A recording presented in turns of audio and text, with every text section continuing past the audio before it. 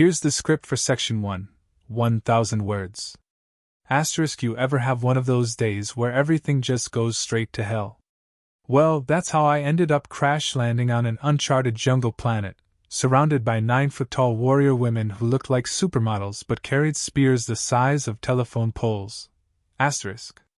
1 minute, I was cruising through the galaxy, ignoring the ship's warning alarms because, who actually reads the manual?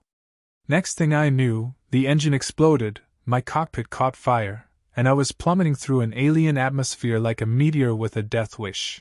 Asterisk. I woke up half buried in jungle vines, coughing up smoke and dignity. My ship? Scrap metal. My comms? Fried. My emergency beacon? Blinking uselessly like it knew I was screwed. And then I heard it, the rustling in the trees. The low, melodic hum of voices. A dozen glowing eyes staring at me through the foliage. Asterisk, I thought, great. This is it. Either I'm about to be eaten, enslaved, or sacrificed to some alien volcano god. Asterisk, what I didn't expect was for the towering, blue-skinned women to step out, giggling. They didn't look like they wanted to kill me. No, they looked curious. One of them crouched next to me, her skin shimmering under the twin moons, eyes scanning me like I was some exotic animal. She reached out, tapped my forehead with a sharp fingernail, then turned to her friends and said something in their musical, alien language. They erupted into laughter. Yeah, real funny. Laugh it up. Glad my near-death experience is entertaining. I muttered, sitting up. But when I tried to stand, they were on me in a second. Hands on my arms, legs, chest, testing my muscles, poking at my ribs, running fingers through my hair like I was some weird jungle discovery.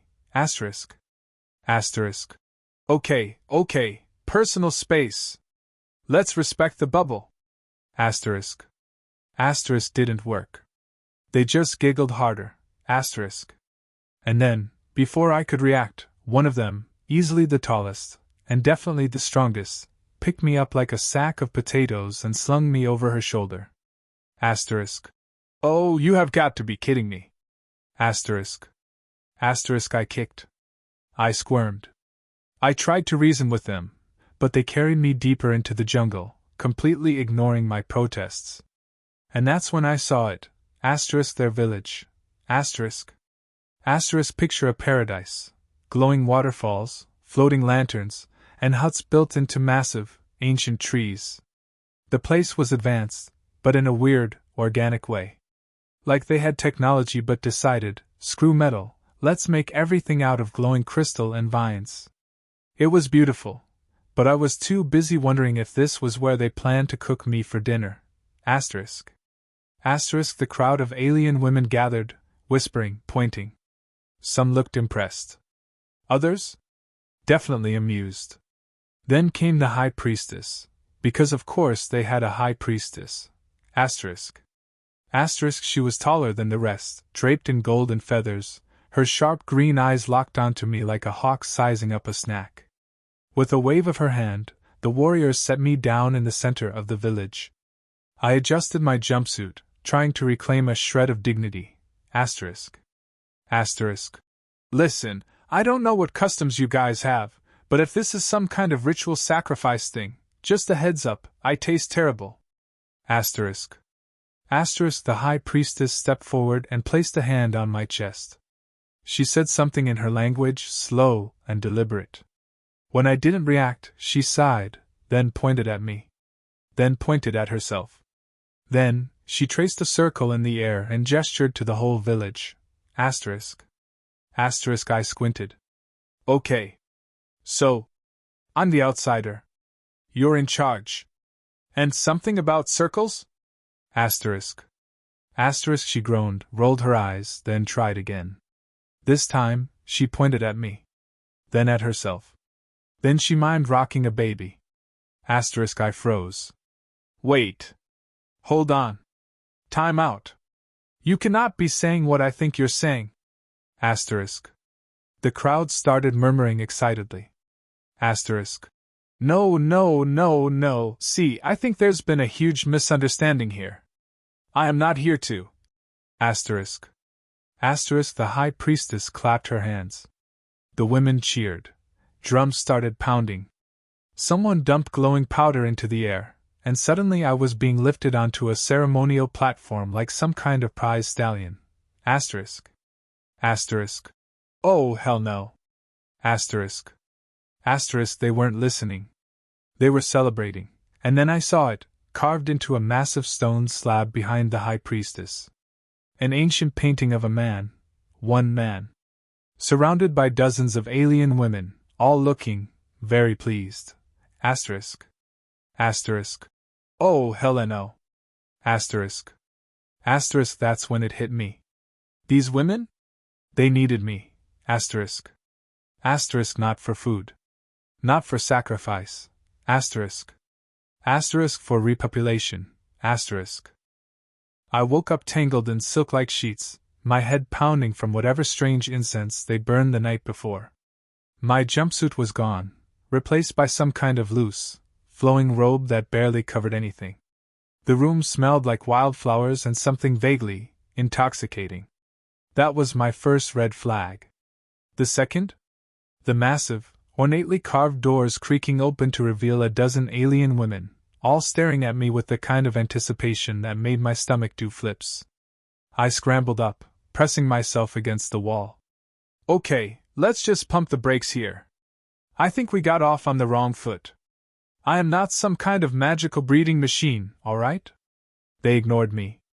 Of course, they did. The tallest of the group, a woman with deep violet skin and golden tattoos swirling across her arms, stepped forward. She said something in their language, tilting her head as if waiting for me to understand. Yeah, still don't speak alien. She rolled her eyes, then pointed at me. Then at herself. Then back at me. And then, she made a rather suggestive motion with her hands. I gulped. Oh. Oh no. The rest of the women giggled. One of them actually whistled. I was not about to be whistled at like a piece of meat. Look, I said, lifting my hands in surrender. I get it. Your people need a guy around. Very flattering. Really. But let's be realistic here. I don't think one man can handle an entire. A second woman stepped forward, resting a hand on my chest. Her touch was warm. Gentle. But there was something predatory in her eyes. She murmured something to the others, and suddenly, they were all stepping closer. I had faced space pirates. Survived black holes.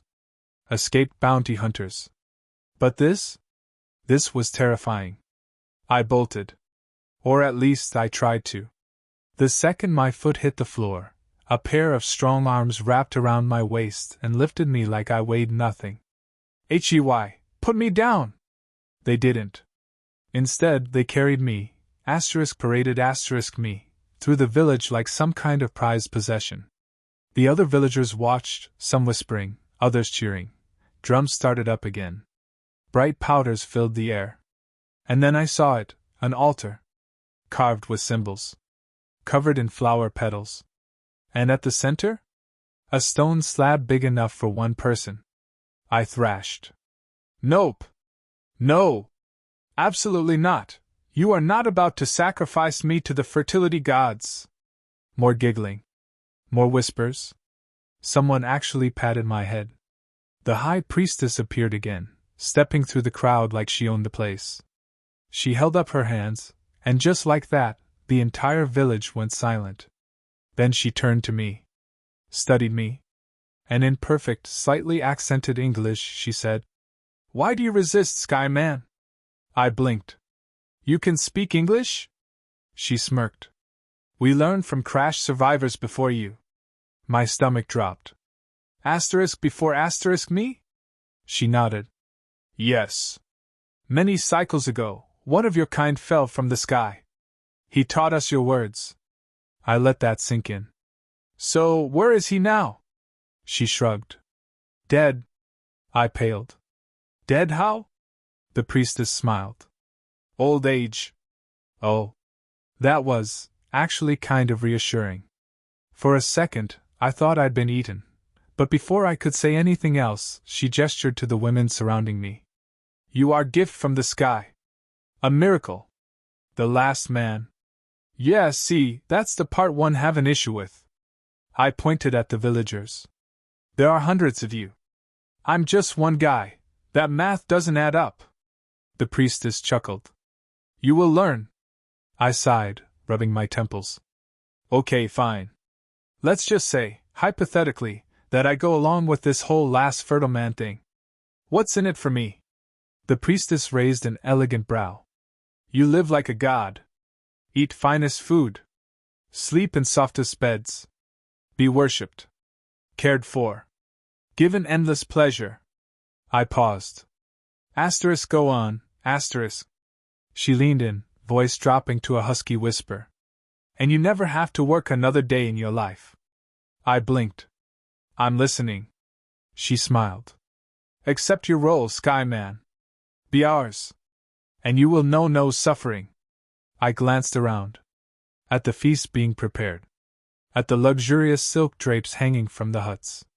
At the ridiculously attractive women all waiting for my answer. I mean, technically this wasn't the worst deal. It was better than being stranded alone, starving in the wild. I exhaled. All right. Fine. I'll play along. The women cheered. The drums started up again. And that was the moment I officially became the luckiest, or maybe unluckiest, man in the entire galaxy. I quickly realized that being the only man in a village of beautiful alien women wasn't all it was cracked up to be. The first few days? Sure. Fantastic. They fed me exotic fruits that made my whole body tingle. They bathed me in waters that smelled like honey and flowers. Every night, I was treated like royalty. But then, the responsibilities started piling up. It wasn't just about mating rituals. No. That was only part of the deal. These women expected everything from me. I was their protector, their advisor, their storyteller. Every morning, I woke up to a line of them outside my hut, all waiting for something. Some wanted my opinion on village disputes. Others wanted me to approve building expansions. One even wanted me to name her pet lizard. By the end of the first week, I was exhausted. Skyman, one of the elders called as I stumbled out of my hut. Today is sacred festival. You will lead the dance. I rubbed my eyes. The what now? The fertility dance, she said, as if it were the most obvious thing in the world. To honor your virility. I blinked. You want me to dance? Yes. Before the choosing. That set off alarm bells. Hold on, choosing what exactly? She patted my shoulder. Which women will share your hut tonight, of course. Oh. Right. That. I had learned quickly that monogamy was not a concept here. Every night, there was a selection process, a ceremonial event where different women were chosen to spend time with me. At first, I thought they were joking. Then I realized they were dead serious. I barely made it through the fertility dance without embarrassing myself. Apparently, thrusting your hips too much was a sign of arrogance, but not enough meant you weren't enthusiastic about your role. The whole village watched, murmuring their approval or disapproval like judges at some alien talent show. Then came the real challenge. I had so many children. I didn't even understand how time worked on this planet, but some of the women were already presenting me with babies that they swore were mine. It had only been a few months. How did they? What kind of insane biology was at play here? One morning, a group of small, energetic alien toddlers swarmed my legs, chirping in their native language. I pointed at them. Whose kids are these? The high priestess, ever composed, smiled at me. Yours. I almost choked. What? That's not possible. I've only been here for.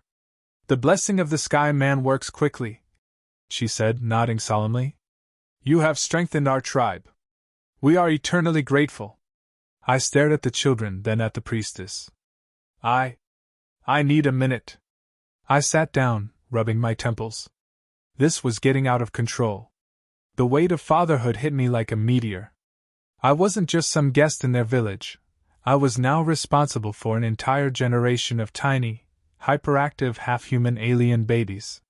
They looked up at me with big, glowing eyes, their skin in shades of blue, violet, and silver. Some had my hair. Some had my eyes. One of them actually climbed onto my back like a baby koala. I exhaled. Okay. This is happening. From that day on, my life changed. I wasn't just a mate anymore, I was a dad. I tried to set some boundaries, but that was nearly impossible. The tribe saw me as their father too, even the ones I definitely didn't sire. Everyone wanted my attention. I couldn't walk anywhere without a group of kids trailing behind me. Some of them wanted to wrestle. Some wanted bedtime stories. One of them literally tried to braid my hair. I thought about escaping. I really did. One night, I crept toward the jungle's edge, scanning the sky. Maybe my distress beacon had worked. Maybe someone was coming. Maybe I could. Sky Man. I froze. The High Priestess stood behind me, arms crossed. Where do you go? I hesitated. Just taking a walk? She raised an eyebrow. You seek the sky? I sighed. There was no use lying. I don't belong here. She stepped closer, her golden tattoos glowing faintly in the moonlight. Yet here you are. I ran a hand through my hair. I didn't ask for this. She studied me for a long moment. Then she said, Do you regret what you have built? I didn't answer right away. My mind flashed to the children. The women who looked to me for guidance. The village that, in some strange way, had become my home. No, I admitted. She nodded.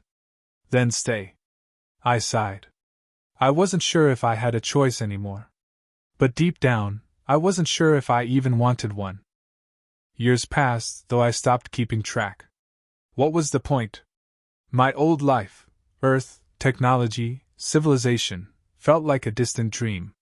Here, I was the Sky Man, father to dozens, maybe hundreds. I had long given up trying to count. Every day, a new child clung to my leg, a woman presented me with another blessing, and the tribe chanted my name in gratitude.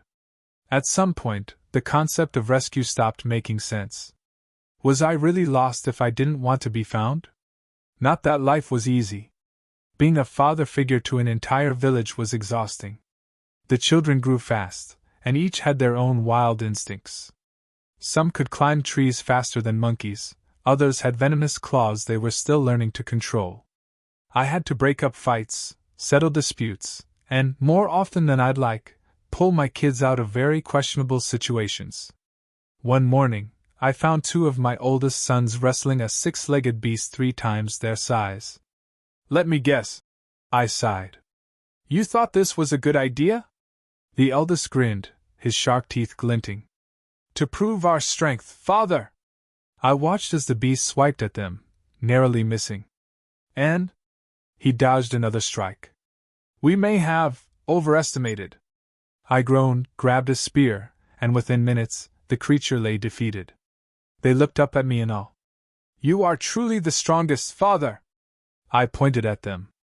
Next time, maybe think before charging into battle? They nodded enthusiastically. I had a feeling they wouldn't listen. But it wasn't just the kids. The women still had their expectations. I wasn't just a mate, I was a leader now. I had to make decisions about trade, expansion, even war. Other tribes had taken notice of mine, and some weren't happy that their women were sneaking over to see the Sky Man. One day, an emissary arrived from a neighboring tribe, a towering blue-skinned warrior with glowing tattoos. You have taken too many of our women, he growled. I put my hands up. Hey, I didn't take anyone. They came voluntarily. He sneered. Then we challenge you. I sighed. To what? Combat. Of course. I had no choice. Backing down would make my tribe look weak. So there I was, standing in a circle of warriors, facing off against a 7-foot alien who clearly wanted to rip my head off. I barely dodged his first attack. He came at me again, and I did what any self-respecting human in my position would do.